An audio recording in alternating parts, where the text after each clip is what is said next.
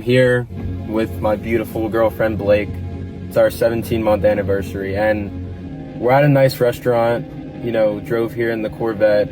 We're going to Costa Rica this week, and soon to be moving into our own apartment. And a year ago today, when we first met, I could barely afford to take her out to dinner. She used to come with me, delivering pizzas, seeing the money I was making, seeing me struggling and all that. And she stuck around for it all. She saw the business the whole way up. She saw everything I had to go through to get here. And I wanted to ask you, what made you stick with me? What made you stick around even going through all that? When you saw I had no money, nothing to really offer you as a man, what made you really stick around? I think it's that, when I met you, I saw your heart and I saw your soul and I saw the position that it was at. And when I first met you, I saw you online and I saw you posting Instagram stories about your relationship with God. And I was like, oh wow, I need that in my life. I want that in my life. And you brought me closer to God, and I wouldn't be anywhere near I am without you. And then in terms of where you worked before, I didn't care because I wasn't in the best position myself.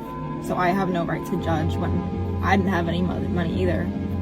And then at the same time, I saw something in you. You told me that you wanted to be successful and work hard, and I believed you in that. And I saw you making the steps in that. You were the only person I met that would wake up at 6 a.m. and take a cold shower when I would never do that.